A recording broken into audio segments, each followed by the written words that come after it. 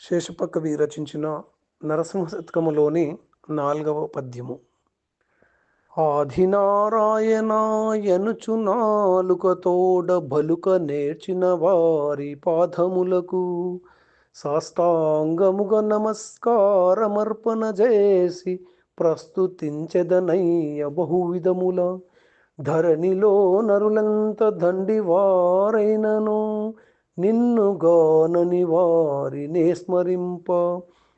మేము శ్రేష్ఠుల మంచు మిదుకుచుండెడి వారి చెంత జేరగనోను శేషశయన.